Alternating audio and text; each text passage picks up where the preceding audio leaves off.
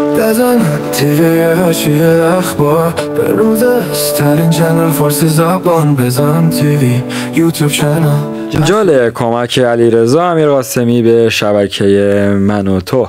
رفقای بزن تیوی، خوش اومدید به یکی از مهمترین ویدیوهای خودتون در چند وقت گذشته در خصوص من و تو و علیرضا امیرقاسمی. همونگونه که میدونید در روزهای گذشته لس آنجلس دچار حوادث زیادی شده. یکی از مهمترین حوادثی هم که رخ داده بود در خصوص ایرانی ها این بود که یکی از مهمترین خوانندگان لس آنجلس یعنی سیاوش قمیشی دچار تنگی نفس شده بود.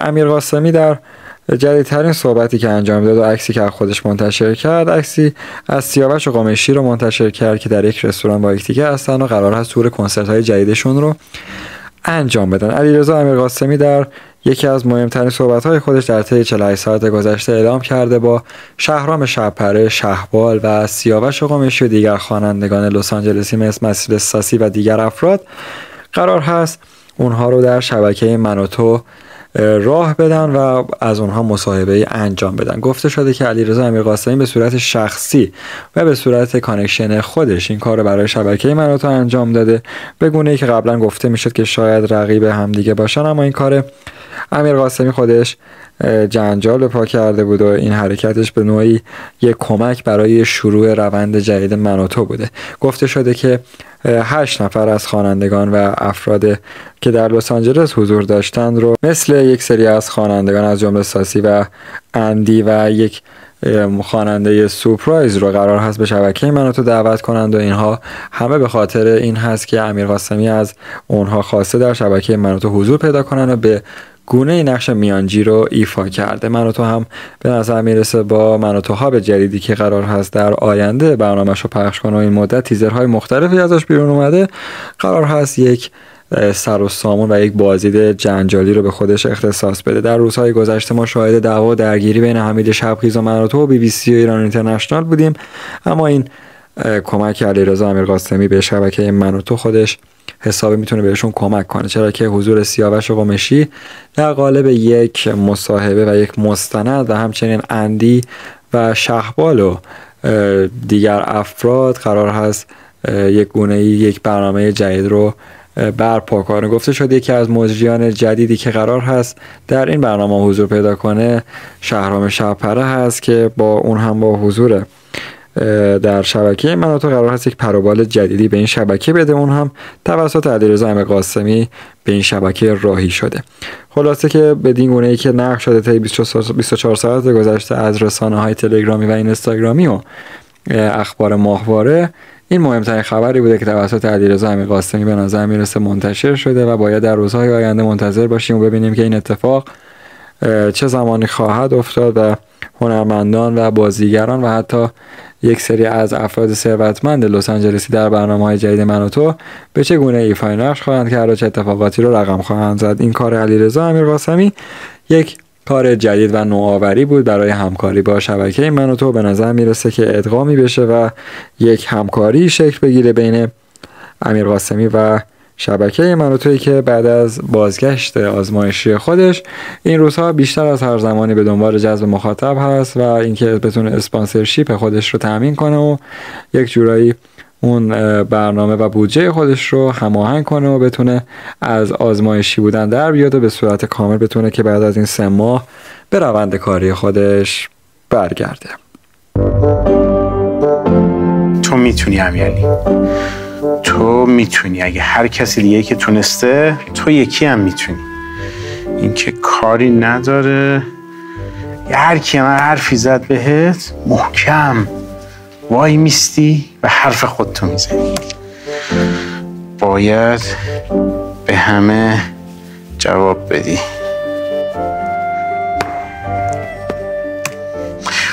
یک آب برام لطفا میاری؟ درشم باز میکنی لطفا؟ دست در نکنه. من باید برم. تو میتونی. خب تینا جون خیلی خوش اومدی. اینجایی که میبینی ست برنامه است و من کارگردانم امروز و این که اینجا جای شماست، این دوربین شماست و اینم میکروفون. درود به گزارشگر خوب من و تو. آقا ما هم تونستیم یوتل 107B رو نصب کنیم و منوتو رو تماشا کنیم. الان اگه بهتون نشون بدم توی لیست کانالامون منوتو HD و SD جزو اولین ها هستن و تو کل کانال ها باز هم منوتو HD و SD هستن. انقدر که منوتو رو دوست داریم گذاشتیم ردیف اول و گزینه اول. خیلی ممنون از شما که صدای ما هستید و برای ما برنامه میسازید. با تشکر.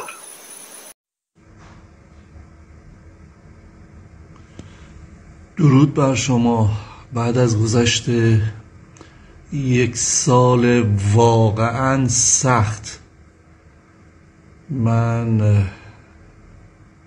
با عادتی 14 ساله‌ای که تقریبا برای دیدن شبکه وزین منوتو داشتم، الان همینقدر که همین لگو رو میبینم روی صفحه دارم لذت میبرم. واقعا 1 سال خیلی سخت رو گذروندم. امیدوارم که همیشه تو کارتون موفق باشید. اینی هم که مرتب میگید آزمایشی 3 ماه هست، ممکنه که بعدش نباشیم، واقعا تن ما رو میلرزونه. امیدوارم که اگه کاری هم دست ما برمیاد بگید که ما تو ایران میتونیم براتون چجوری کارسازی بکنیم تا شما رو دوباره از دست ندیم. پاینده و پیروز باشید. بهترین ها رو براتون آرزو میکنم. تلفن شماست، فقط تا زمانی که من بهت نگفتم لطفاً شروع نمی‌کنی. وقتی من گفتم اکشن شروع می‌کنی. امیرعلی ما قبلا این کار کردیم. شما قبلا این کار کردی؟ من نه، ولی خب به هر حال منوتو جایی که به همه فرصت میده دیگه. خب فقط حواست به من باشه، چون من اولین نفر شما رو گذاشتم اینجا و لاینات هم خیلی بیشتر از بقیه است. به همه بچه‌ها بگو که من کارگردانم واقعا و اینکه همه چی آماده است دیگه. نه آره اکشن.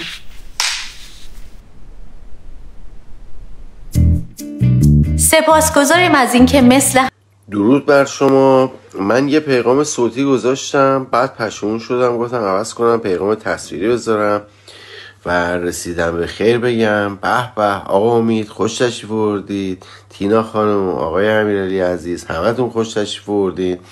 به موقع هم اومدید، دقیقا زمانی که کشور عزیزمون در یک پیچ تاریخی قرار داره و لازم هستش که با یک کار ستادی که فقط تلویزیون ملی منوتو میتونه انجام بده و برنامه امیده دیدگاه ها رو به هم نزدیک بکنه و هممون بتونیم در جهت آزادی حرکت بکنیم. میپردازن که خودش جالبه توجه است، چرا که قرار هست در استودیو ایجاد از استودیویی که الان لایف های یوتیوب برگزار میشه این اتفاقات رخ بده و همان گونه هم که در تصویر دارید مشاهده میکنین اولین تصاویری هست که از آغاز شبکه منوتو گواه میده. برای اولین بار